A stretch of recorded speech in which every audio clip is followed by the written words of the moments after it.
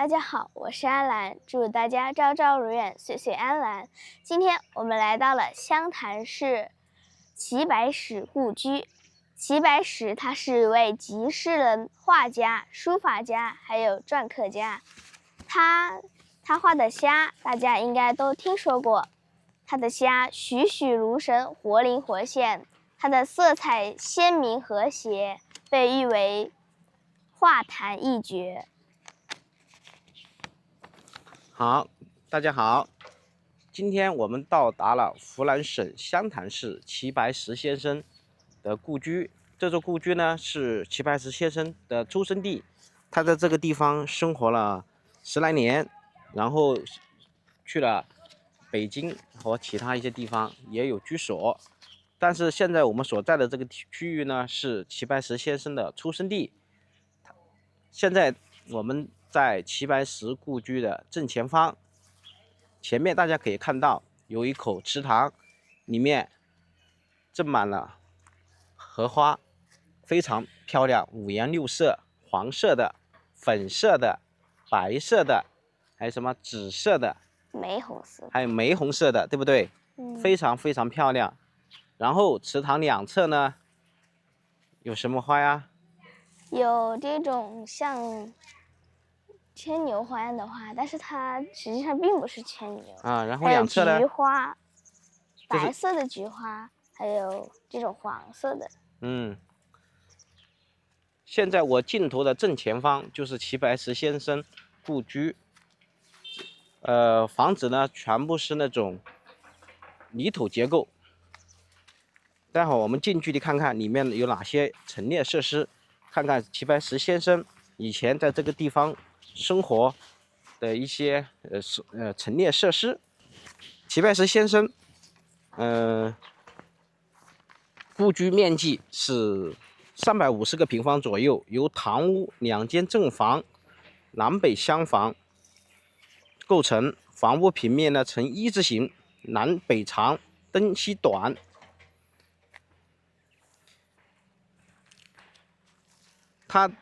它的木雕艺术馆呢位于齐白石故居的对面，待会儿我们进去看看，看能不能看到它的一些木雕珍品。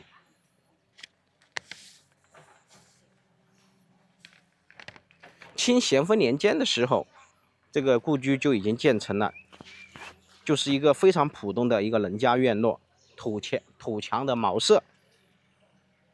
1864年1月1日的时候，齐白石诞生于齐白石故居的南正房，并在此生活了36年。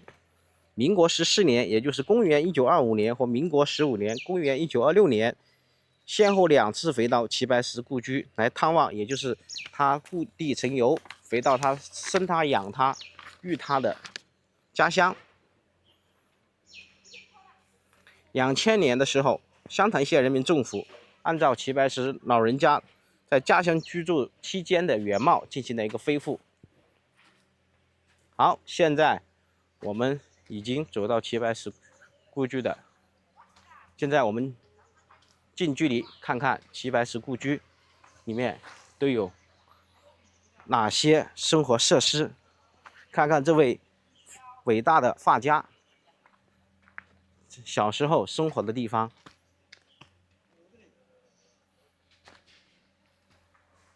这边写的一个菜地，也就是齐白石他们家在这个地方种菜生活起居的一个位置。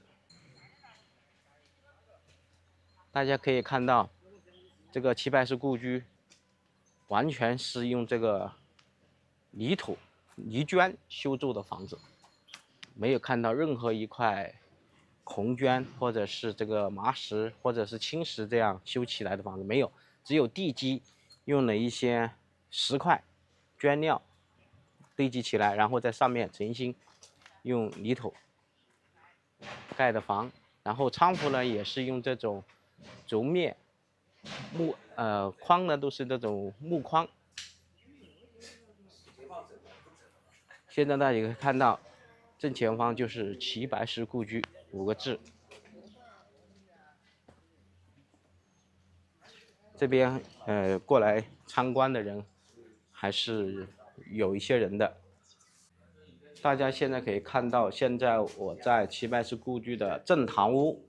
现在我的左手边，有详细介绍。正堂屋是接待客人、举行祭祀和婚丧喜庆活动的场所。齐白石出生时，这个家庭只有祖孙3代5个人。到齐白石先生离开故居时，这个家庭成员达到了17人之多。这里是齐白石一家作戏的主要场所之一。到了齐白石曾雕发墙改做发匠，这里变成了齐白石的发室。在周边有很多齐白石先生年轻的时候帮一些真瓷啊、一些有钱人家做过一些雕花的一些设计，包括一些木质结构。上面有齐白石先生故居的生活年表。齐白石原名全之，字卫青，又字兰亭。公元1860年元月1日出生，即清同治2年。1866年3岁的时候，祖父以火钳写字教其识字。1870年7岁的时候入分灵亭，外祖父朱延若在学馆读书。同年秋辍学，回家放牛砍柴，偷闲习书描画至11岁。整个上面是齐白石先生故居的生活年表，大家可以详细看一下。直到1900年37岁的时候，齐白石先生从这个故居迁出，住到了新居梅公祠，也就是现在的白石村。这是齐白石石系简表，也就他的始祖叫齐天利。上面是整个齐白石先生家族的一个族谱。好，大家可以看到齐白石先生的非常有名的代表作是什么？阿南？河虾。对，齐白石先生画的虾是栩栩如生，誉为中国画画第一人画虾的。此外，他还画过许多其他的动物，就比如老鼠、青蛙，还有螃蟹。是的。这上面写的是全国重点文物保护单位齐白石故居，2006年公布的。好，这里是齐白石陈君君卧室，也就是他的夫人原配夫人陈君君的卧室，与齐白石先生。陈君君同治元年，也就是壬戌公元1862年12月26日出生。同治13年，也就是公元1874年正月21日嫁入齐家，为童养媳。光绪7年，也就是公元1881年19岁的时候，与齐白石圆房。光绪9年，也就是公元1883年，怀孕，9月生长女，取名菊柔。公元1889年7月11日生长子梁元。公元1894年生次子梁璞。公元1898年生次女阿梅。公元1902年生三子梁坤。这是齐白石先生与陈良君他的原配夫人的一个简介，也就是他们生前所住的卧室，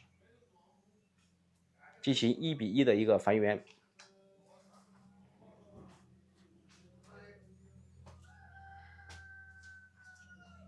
它上面是一个典型特色的一个木质隔板楼，然后可以通过这个小阁楼可以爬到第2层去。小时候我有住过这样的房子，但是很多网友可能有些住过，也可能也没住过，或甚至都没见过。对，还有梳妆箱。对的。好，现在我们看看房子的另外一侧，这侧属于一个偏房，这里是农用器具的一个堆放场所。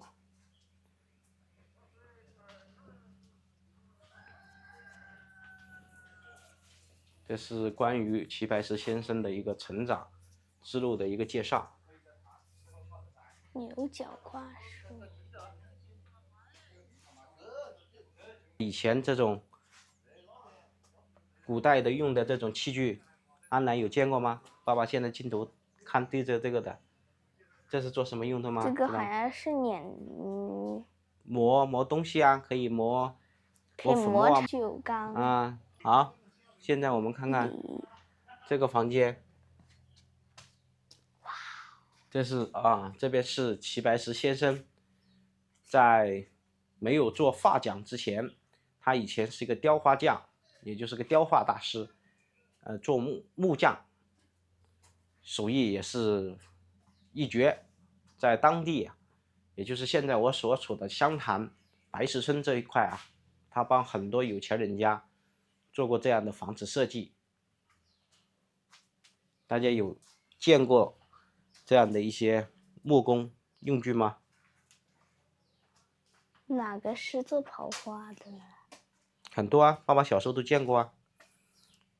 而且现在爸爸的那个亲戚，他还会用这些工具啊，他也是一个木工啊，木匠啊。好，上面是齐白石先生成长之路的另外一个宣传栏。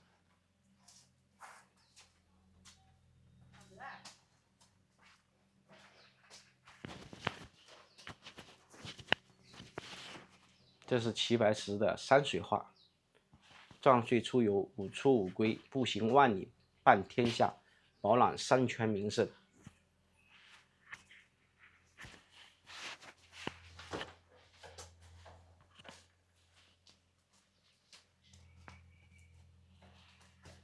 大家可以看一下上面的详细介绍，关于齐白石先生的生平。齐白石36岁的时候，拜清代著名学者王凯运为师，学习古典文学，曾旨由民间画师向文人画师转变。此后结识了郭宝生、夏武夷等这些名人，还有杨度等等这些晚清的一些文人墨客。其中里面刚刚有说到的著名学者王凯运，他在湖南湘潭有一个手题的乾云宫的一个建筑，到时候我们会去看一下，也就是他在整个中国唯一的一个有他亲笔题制的一个地方。好，现在我们去另外一个房间看看。这里就是他画画的这些工具了。哎，对，这就是齐白石先生晚期的画画的一些代表作。这是徐悲鸿、齐白石、任长树。木雕。这是木人、木居士，这是属于木雕。这个木雕非常的精美。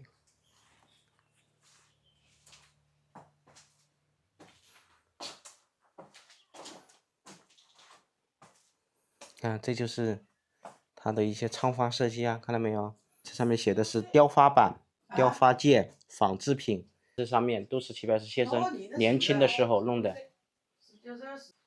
你看，现在大家可以看到齐白石上面的一些画作代表，像荷花、雷公神像，然后这是齐白石先生的一些印章。白石印章，还有他写的一些诗词，大家可以看一下。所以齐白石先生是一位什么？除了是画家、雕刻家，还是一位诗人，对不对？对呀。这是关于齐白石的一个年表介绍，这是其中一幅，上面有详细记载齐白石先生从出生到仙逝的生平简介。这是其中一幅。然后我的左手边，也就是现在我的镜头的正前面，这是第2幅年表。1957年，齐白石先生94岁。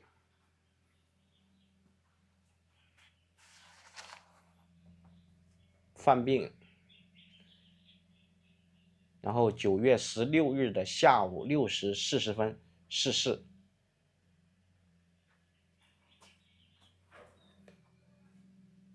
1957年9月22日上午7时30分，在北京嘉兴市举行公祭。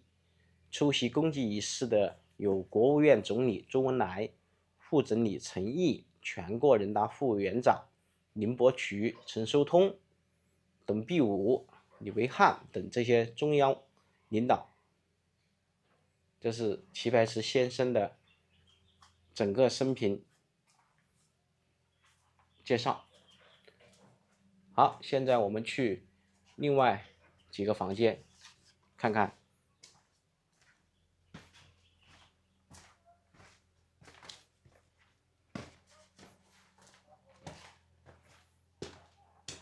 现在我们这边都已经看过了，现在走到另外一侧的房间，这是齐白石先生父母的卧室。父亲的介绍是道光19年，也就是公元1839年12月28日生，先逝于民国15年，也就是公元1926年7月初5，享年88岁。母亲姓朱，公元1845年9月8日出生，也就是道光25年咸丰11年，也就是公元1861年17岁的时候，与齐白石的父亲结婚，然后先逝于民国15年，公元1926年3月20日，享年82岁，都是高寿之人。这是齐白石先生父母以前生平住过的地方。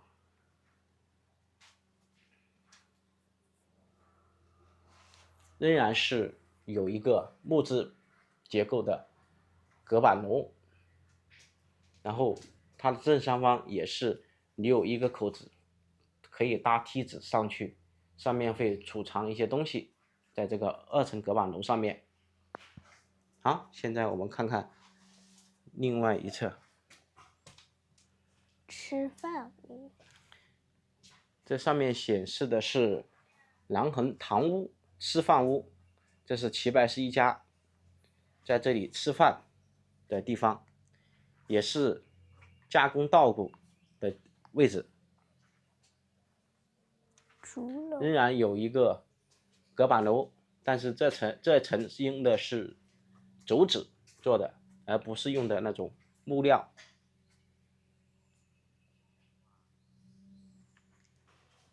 好，现在我们看看这边2间房是做什么用途啊？这里是厨房，1:1的一个复制。水桶。以前的水缸都是这样，上面盖一个木板，里面一口缸，所有的水就挑到这个缸里面。这个就是挑水用的喽。不是，那个是舀水的，拿起来以后在缸里面舀水喝啊，或者去放的菜啊，搞汤啊。这个是干嘛的？这个是簸箕啊，上面写了没看到啊？就是煮米饭的时候，它要把那煮的水啊沥干出来啊，然后再蒸啊。上面都有写啊，看到没有？你肯定没见过啊。但是爸爸小时候也是经常用这些东西煮饭啊。水瓢。这上面有关于这个厨房齐白石先生的一个介绍。齐白石3岁的时候，他的祖父用火钳在柴扉上写了个群之的之字，叫齐白石认字。齐白石在自序中说，这个之字是我开始识字的头一个，也就是妹妹你中间姓名的一个之字，对不对？是不是有缘吧？齐白石先生是一个国画大师，那你呢？我也喜欢画画。啊，你也要成为一位画家，对不对？嗯要向齐白石先生学习，对不对？嗯，这里是齐白石的爷爷奶奶住的地方，他的祖父生于公元1808年，嘉庆13年11月22日生。然后他的奶奶姓马，道光11年，也就是公元1831年嫁来齐家，嘉庆18年，公元1813年12月23日出生。先逝于光绪27年，也就是公元1901年，享年89岁。他的爷爷享年67岁，也就是齐白石先生的爷爷奶奶、爸爸妈妈，他们都属于高寿之人，在那个年代。为什么我们看到的好几个卧室这里的床，还都只有我那个床一样大呀？这是以前100多年以前这些老一辈他们的卧室啊就是这样啊，前面有一个小踏板啊，方便起夜呀，还有这种柜子啊，你现在你爷爷奶奶都还在用这个柜子，对不对？是不是？都还保留这种老古董，对不对？对呀。好，现在我们看看还有没有其他的房屋介绍。这个是干嘛用的？这个是烧火，一家人围在这里面可以烤火的。冬天这里面就以前不会像现在一样有这种电火呀、煤火啊、火炉火这样，以前都是靠木材生火做饭、生火取暖的。现在爷爷奶奶也在用。对啦。好，现在我们出门看看右手边都有哪些建筑。好，我们看到这里就是齐白石他们家养猪养牛的2个地方，上面标注有猪栏屋，左手边显示是牛栏屋，然后正前方是以前用来打糍粑。打糍粑做这种糯米粘性的东西的一个工具。哇，这里面以前这里是养牛，看看这边，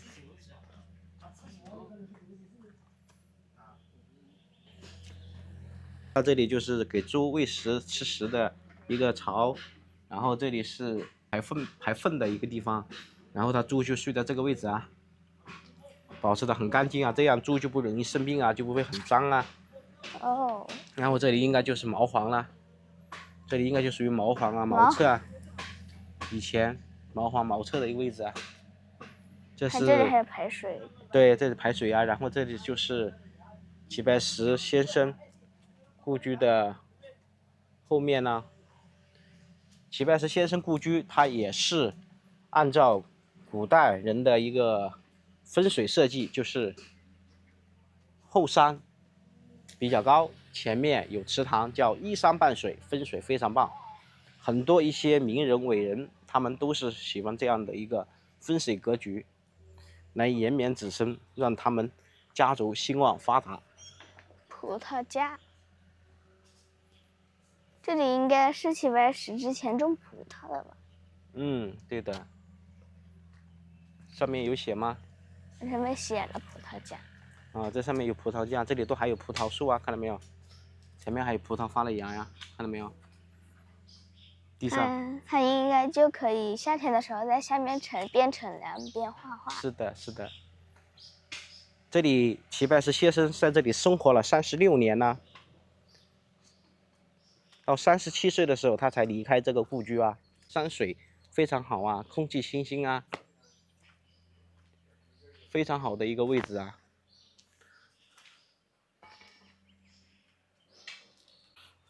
在齐白石故居，我们发现一个与众不同的设施，上面写的是鸡窝。大家有见过鸡窝修在房子底下的吗？而且是在屋檐底下。更多的情况，我们所看到的鸡窝基本上是单独在房子的旁边会修一个小房子，或者修一个轮子给鸡来住。但是齐白石他们家就与众不同，他们把鸡关在这个屋檐下面，而且是关在齐白石夫妇住的房间的下面，非常的与众不同。我想当地应该是不会有认错，肯定这个地方是经过齐白石先生确认过，所以他这里才注明这里是鸡窝，也就是养鸡进出休息晚上休息的一个地方。